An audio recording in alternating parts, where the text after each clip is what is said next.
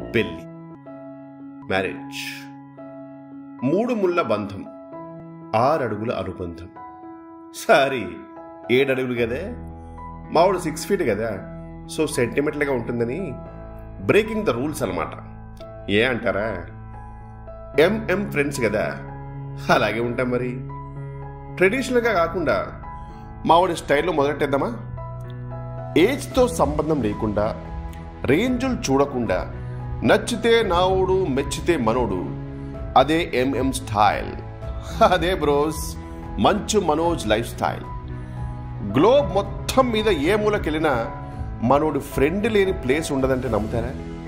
అమ్మ తోడు కాందహార్లో కూడా కాలు కొడితే ఎస్ బ్రో అని ఎవరు రెడీగా ఉంటారండి బాబు. దానికి ఒక సీక్రెట్ ఉందండి. మనోడి డిగ్రీ సర్టిఫికెట్లు ఎన్ని ఉన్నాయో తెలియదు కానీ స్కూల్ ట్రాన్స్ఫర్ సర్టిఫికెట్లు మాత్రం 14 ఉన్నాయి. అన్ని స్కూల్స్ మారాడా, అంతమందితోనూ ఇప్పటికీ టచ్లోనే ఉంటాడు. అది గ్లోబల్ ఫ్రెండ్స్ సీక్రెట్. బట్ మాకు డౌట్, ఇన్ని స్కూల్స్ ఎందుకు మారాడా అని. అంటే పర్సనల్గా కలిసినప్పుడు అలా అడుగుదాం అనుకుంటాం, కానీ ఈసారి ఎలాగైనా అడిగిద్దాం అనుకుంటాం, కానీ ఎప్పటికైనా అడగాలని ఉంటుంది. కానీ ఎన్ని కానీ ఎందుకు వస్తున్నాయో అర్థం చేసుకోండి భయ్యా. మీకు తెలియంది ఏముంది, ఇప్పుడు ఆ గొడవ అప్రస్తుతం. ఇక పోతే చదువు తక్కువ గ్రౌండ్ ఎక్కువ టైపు మనోడైతే మనోడికి ఆ దేవుడు మూడేసిన అమ్మాయి ఎవరో తెలుసు. డిగ్రీల మీద డిగ్రీలు, ఫారెన్ వెళ్ళి మరీ చదువుకుని వచ్చిన పక్కా సీమ బిడ్డ, ఆలగడ్డ వాళ్ళ అడ్డ, భూమా మౌనికమ్మ. సార్ బ్లడ్ కూడా సీమదే. గుంటూరోడ్ అని సినిమా తీసాడే కానీ చిత్తూరోడే. సీమ రక్తం కొత్తలాడుతూ ఉంటుంది.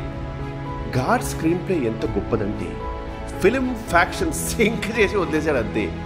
అటు మంచు ఫ్యామిలీ పవర్ఫుల్లే, ఇటు భూమా ఫ్యామిలీ పవర్ఫుల్లే.